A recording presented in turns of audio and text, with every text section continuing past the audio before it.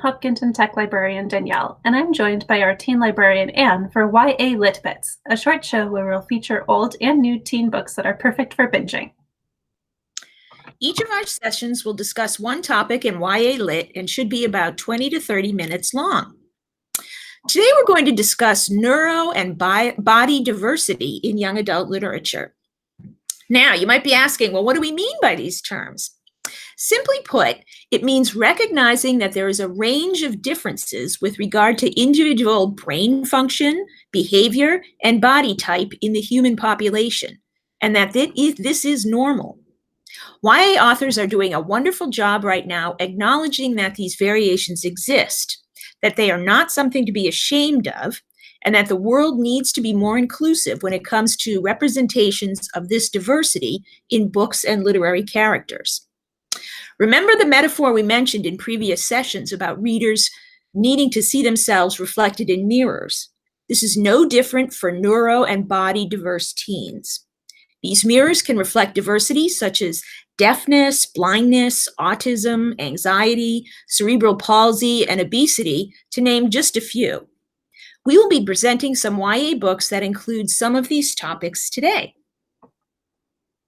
So the first topic I'm going to touch on is blindness or visual impairment. There are a number of YA books featuring these kinds of characters. She Is Not Invisible by Marcus Sedgwick is a mystery involving a blind teen in London who must locate her missing father. Run by Cody Keplinger is about two friends, one blind, who steal a car to escape their small town. Girl Stolen by April Henry is an exciting thriller about a kidnapped blind teen. And Things Not Seen by Andrew Clemens is about a boy who is suddenly invisible and meets a blind girl. And Not If I See You First by Eric Lindstrom features a blind girl experiencing romance and grief. Notice the range of genres these books represent, and none of them are simply about a teen coping with blindness. There are also books that present deaf or hearing impaired teens. The Silence Between Us by Alison Gervais and Your Welcome Universe by Whitney Gardner feature teens who must attend hearing schools for the first time and are forced to forge new relationships in this new environment. In The Dark Days of Hamburger Halpin by Josh Burke, a deaf teen in a new mainstream school experiences bullying, but also becomes involved in solving a murder. I believe it's the murder of the high school quarterback, if I'm not mistaken. And There Will Be Lies by Nick Lake is a complex, exciting mystery about a deaf girl on the run with the woman who has raised her as their life begins to unravel. That one's really good. There are also a number of YA books that feature characters with ADHD, OCD, or who are on the autism spectrum. Francisco Stork, an author I've mentioned before who lives in Massachusetts, wrote Marcello in the Real World about a boy on the autism spectrum who experiences romance and life when he goes to work for his father's company. I believe it's in the mailroom.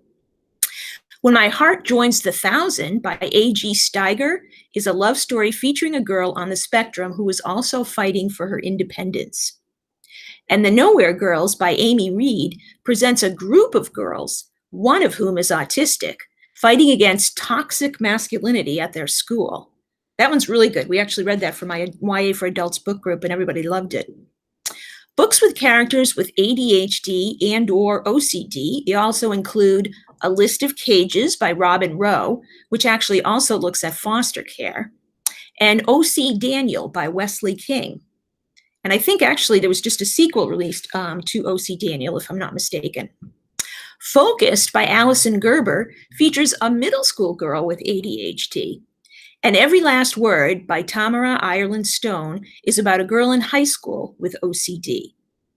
And in History Is All You've Left Me by Adam Silvera, a gay teen with OCD deals with the grief he feels when his boyfriend dies in an accident. In Turtles All the Way Down by one of our favorite authors, John Green, the main character helps to solve a mystery while navigating her OCD. Interestingly, this was based on author Green's own struggles while he was growing up with OCD and struggles he has still today. John Green absolutely is one of our favorite authors, isn't he? Yes, he is. We love John Green. So, as someone who's on the autism spectrum, I did a lot of reading as a kid in an attempt to figure out how normal people thought so that I could blend in better. And it's only within the last couple of years that I've started to find books with characters who think like I do, and it's really great. My favorite teen adult crossover for this topic is the Murderbot series by Martha Wells. It's usually shelved in the adult section, but it's totally appropriate for teens and features a sentient robot who really just wants to hide from emotions by watching bad TV dramas. I've never felt so understood by a character in my whole life, and I suspect that a lot of teens, both those on the autism spectrum and those off, will get a kick out of this character. The first book in the series of novellas is All Systems Red, and I believe the fifth one just came out in early May. Those sound really interesting. Do you know if our library owns those, Danielle? I don't think we do currently, but they are on the top of my to buy list. Excellent. Okay. And you know what? I'm so glad that you reinforce how important it is for teenagers, any readers really, to be able to see themselves in these characters. So thank you for that. There are also YA books that feature characters with something called face blindness. I'm going to try and pronounce it prosopagnosia, I believe. These include Bone Gap by Laura Ruby, which actually was a Prince Award-winning story several years ago. And this is a story of a teen boy who has difficulty distinguishing faces, but he has to help solve a mystery of a missing person in his town. And then there's something called Holding Up the Universe by Jennifer Niven, which is a love story between a boy with face blindness and a girl who also struggles with weight.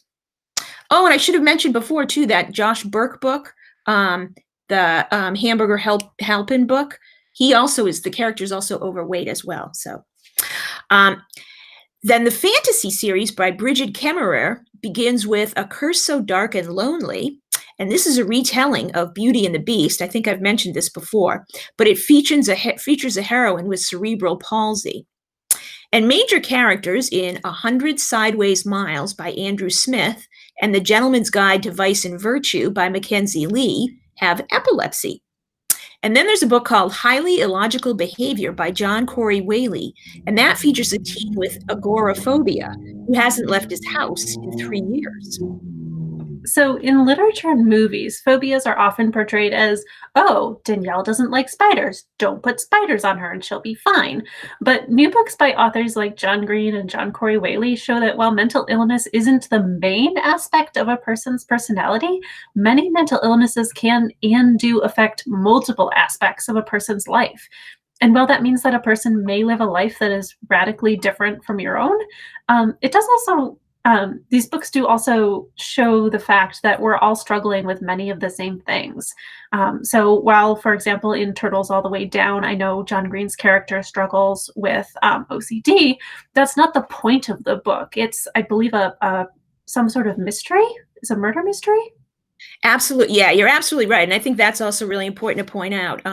It is kind of a murder mystery. It's also there's a little bit of a romance involved with a boy that she meets, that she went to camp with years ago. So yes, I think that's absolutely important to recognize that having this conversation and this session, we're not trying to normalize necessarily any of these neuro and body diverse things, but we're also not trying to claim that they're abnormal.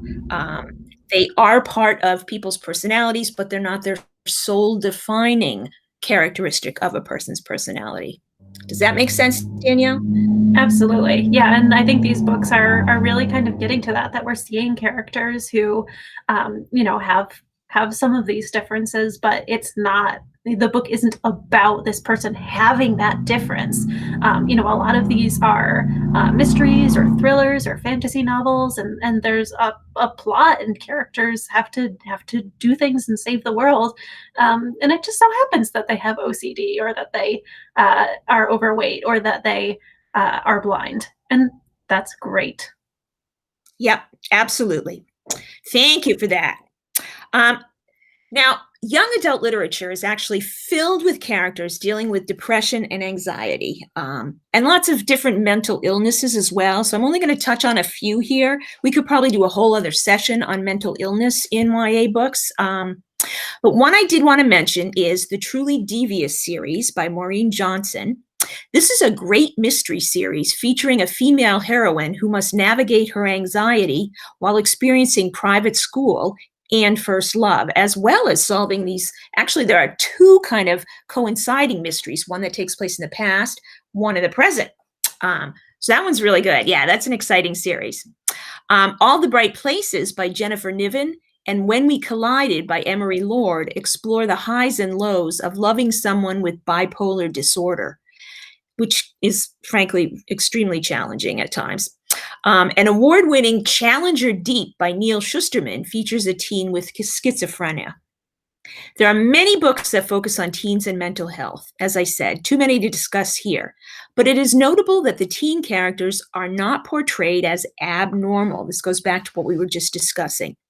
They are humans struggling with specific situations and are not defined merely by their individual differences.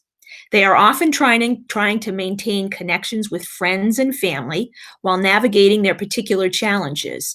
And relationships is a common theme in teen literature, if you remember. One final topic I want to mention today is body diversity in young adult literature. While there definitely are books on eating disorders and mental health, notably Winter Girls by Laurie Halse Anderson and This Impossible Light by Lily Myers. And I actually forgot to mention this one, but there's also, I think it's called, The Art of Starving, which actually features, by Jeff Garvin, which features a teen boy struggling with anorexia. So that's something to keep in mind too. You don't see that a lot in books. But there's also been a trend with stories that feature main characters who focus more positively on redefining body image and how we define beauty. Julie Murphy, for example, has written Dumplin' and its companion novel Puddin' that features quote unquote fat girls embracing and indeed celebrating their bodies. And if many of you have seen Dumplin' on Netflix, that was really actually done very well. Liked that series. She also wrote Dear Sweet Pea, similar in theme, but for a middle school audience. Eleanor and Park by Rainbow Rowell, which has been around for a while, and really that's one of people's favorite YA books, is a love story between two misfits, one a girl with weight issues. And Leah on the Offbeat by Becky Albertalli features Simon's best friend, if you remember Simon and the Homo Sapien Agenda, which was also made into Love, Simon on Netflix. Leah is a large bisexual and a talented musician. So she's got a number of things going on there. So again, remember, not just defined by one characteristic. And then there's also a book called Fat Angie. And actually, I think there's a sequel out too now, by E. Charlton Trujillo. And Angie deals with bullies at school, but her sister was also captured in Iraq. So that brings in a whole nother host of issues. Currently, about 1 in 5 children in the United States is considered obese. And while we're not going to get into a discussion here about the meaningfulness of the definition obese or why these rates are rising, it's important for kids to be able to see themselves in the media that they encounter. And if all of this says that fat kids are bullies or fat kids are nerds or fat kids are gross, then we're setting large kids up for self-image issues that will stay with them throughout their life, even if they lose the weight. People can be successful regardless of their bodies. And while we're starting to see that message aimed particularly at adult women, I think that we need to start reminding everyone that they're fine the way they are at a younger age instead of trying to undo years of hurtful messaging once it's ingrained. Yeah, I think that's a really important message and idea to keep in mind. And I think you're right. I think we are making some headway with adult women, but I agree. We need to push that down more. I think we underestimate the power sometimes of media and visual images and how they affect how teen girls especially see themselves, but also teen boys, actually. So that was just a brief discussion of some YA books featuring neuro and body diverse characters. And there are many more we couldn't mention today. Again, just to reiterate, notice the different genres represented. We had mystery, historical fiction, magical realism, as well as realistic fiction. Or I should say magic realism, I think. YA authors have embraced these characters and are writing them as the sum of their parts, and not as teens solely defined by one or two particular traits or challenges. If you remember those literary mirrors I always keep talking about, they seem to be multiplying all the time in YA Lit. You can find us on Facebook, Twitter, and Instagram on the library's social media pages. Be sure to like and follow us to get notifications about all of our Lit Bits videos, as well as lots of other cool stuff we have. Thanks for joining us, everybody, and happy reading!